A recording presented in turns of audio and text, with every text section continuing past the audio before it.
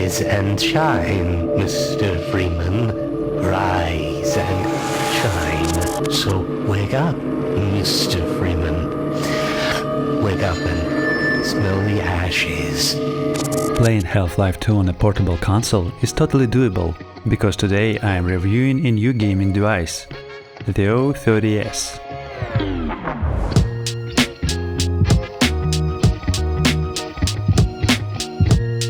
It's a horizontal portable console that looks pretty sleek, has a nice tactile feel and is comfortable to hold during gameplay. So let's dive in and check out this device together. In this video we'll unbox it, explore the bottom ergonomics, look at the software and of course test out a few of my favorite games including Half-Life 2. But first let's take a quick look at the specs. The O30S runs on a Cortex-A35 processor clocked at 1.5 GHz with a Mali G31 MP2 handling the graphics. It comes with 1 GB of LPDDR3 RAM and a 3.5-inch IPS display with a resolution of 640 by 480 pixels. The battery is 3000 mAh, which should give you about 4 to 5 hours of gaming. The device runs on ArkOS, which I really love because it maximizes the console's potential. This is a big plus, and I think having ArkOS, in addition to the horizontal design, makes this console a good choice. Essentially, it's similar to the well-known ArkOS in terms of specs, but with a horizontal layout. By the way, you can buy the O30S on AliExpress for around 60 euros with free shipping. You can find the link to this console in the description box. Now let's move on to the unboxing. The O30S arrived in this box. The main specs are listed on the back. I've got the wine red version, but it also comes in white, black, sapphire blue and orange. The green color shown on the box isn't available on AliExpress. Let's open it up. Inside, we're greeted by a console itself, covered with protective material. We'll set that aside for now and check out the rest of the contents. It comes with a standard USB Type-A to USB Type-C charging cable and a user manual. Now let's take a look at the console itself. Yep, it's the red version. It's an unusual color for a gaming console, but I kind of like it. The plastic feels nice to the touch. Let's peel off the screen protector together. The plastic has a slightly textured feel, which makes it comfortable to hold. The edges are rounded, so it doesn't dig into your hands. On the front we have matte black buttons. They press softly but have slightly pointed edges, which helps prevent your fingers from slipping and makes it easier to find the neighboring buttons while playing. The D-pad is also matte and presses smoothly. It's slightly curved upwards at the edges. It's small, but it's easy to hit the diagonal directions, and it has just the right amount of stiffness with those slightly pointed edges like the main buttons. At the top we've got the start and select buttons. They are almost flush with the surface, so I don't accidentally hit them during gameplay, which is really convenient. Down below we've got the analog sticks. They're pretty standard, feel firm and have a rubberized texture. I like that they're not too low, making it easy to control the sticks while still holding the console comfortably. On the top edge there are shoulder buttons, like PlayStation controller. The L1 and R1 buttons are narrow, which might be a bit awkward for some. But the L2 and R2 buttons feel like triggers, which is really comfortable to use. My fingers naturally rest on them, making it easier to hold the console. Also on the top edge are the volume buttons, as well as the reset and power buttons. These buttons are slightly recessed, which helps prevent accidental presses during gameplay. On the bottom edge there are slots for SD cards, one for operating system and another for game storage. My set came with two SD cards, a 32GB one for ArkOS and a 64GB one preloaded with 15,000 games. In the center there are two USB Type-C ports, one for charging and another for connecting peripherals like a Wi-Fi adapter. Between them is the headphone jack. There are also decorative slots here, but the speaker is only on the left side. Let's listen to how the buttons sound when pressed, so you can get a complete sense of this console.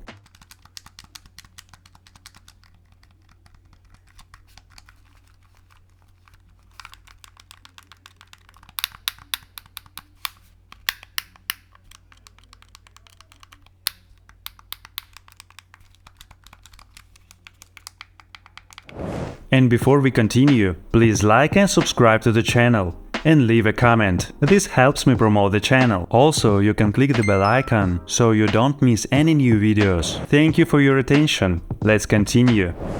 Overall, I really like this console. It feels great in the hands, it's comfortable for gaming, and it has a nice tactile feel. Now let's turn it on and check out the interface. When you power it up, you see the manufacturer's logo and the ArkOS loading screen. I'll say it again, ArkOS is a big win for this console, as the software is supported by a strong community. By the way, my favorite console, the R36S, also runs on ArkOS, which gives it great performance, plus my custom theme makes using the console even more enjoyable. So, I'm going to install my theme on the O30S right away, it'll be much better that way. And if you want to create your own theme, I've got a video on my channel that walks you through the process. You can find the link in the description box. Now the console is ready to use. With its horizontal layout and ArkOS, this console has a good chance of becoming my favorite. If you want to get my custom theme for your O30S or 36S, you can buy it for the price of a cup of coffee from my shop using the link in the description box. It's a great way to make your console more user-friendly and support my channel at the same time. Now let's test out some games. First up, let's look at a classic from Nintendo console, Darkwing Duck.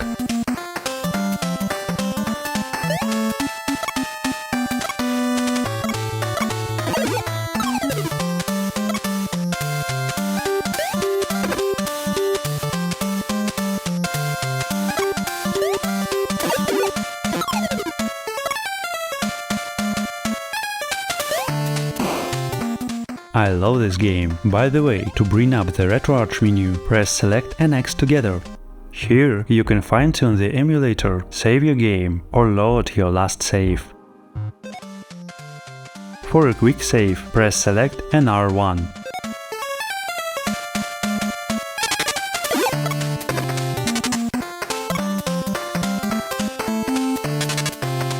And for a quick load, press Select and L1. To exit the game, double tap Select and Start. Another classic game to test out is Mega Man X.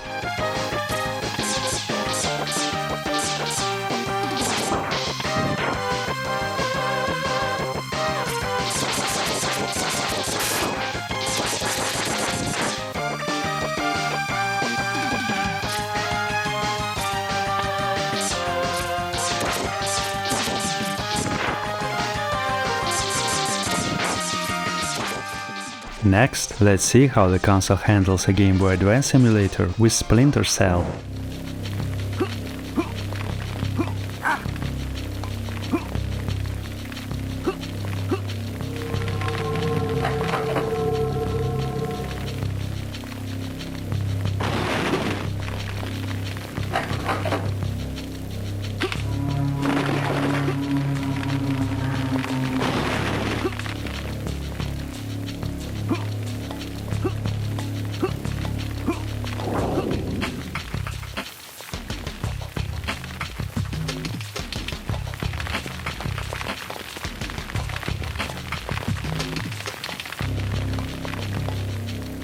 Everything runs smoothly. Let's also play Mario Kart from the Nintendo 64.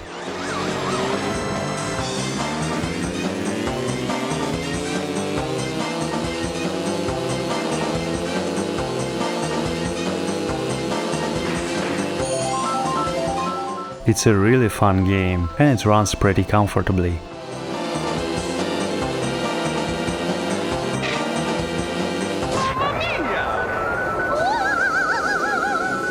Now, let's try something more demanding, GTA Vice City Stories for the PSP.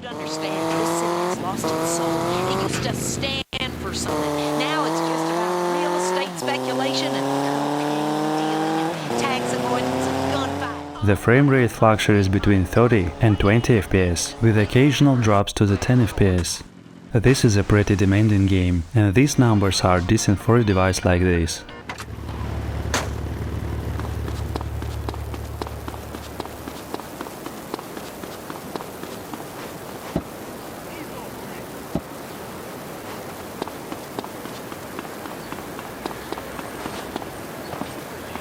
Big man! You broke my hip, asshole! You about to have VD! You broke my hip! Another demanding PSP game is Assassin's Creed Bloodlines.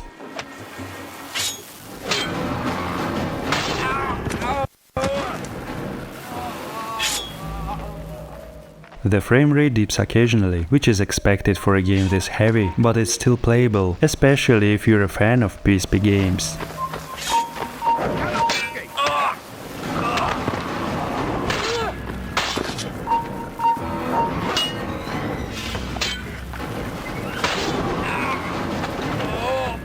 Now let's test some games in the PortMaster section. We'll start with GTA Vice City.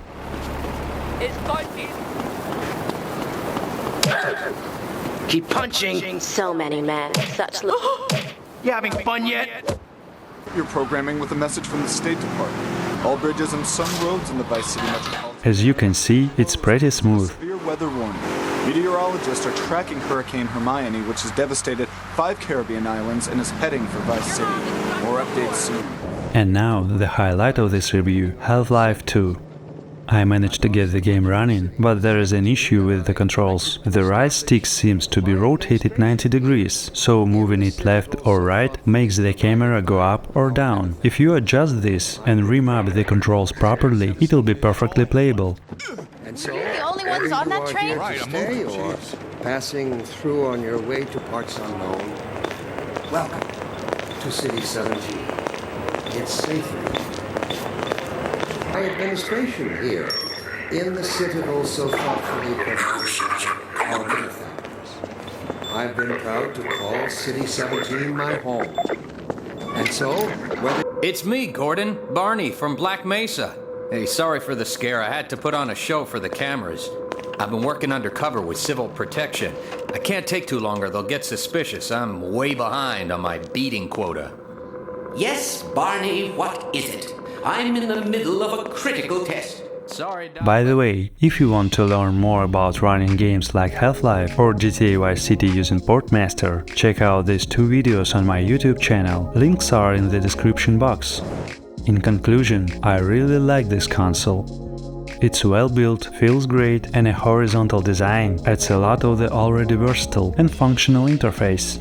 Plus, the O30S is compact enough to carry around in your pocket. It's great for playing classic games from Nintendo, Game Boy and PlayStation, as well as full-fledged PC games like Half-Life and GTA. Don't forget, you can buy this console on AliExpress with free shipping using the link in the description box. I hope you enjoyed this video. Please like and subscribe to the channel. I wish you pleasant nostalgia and successful completion of your favorite games.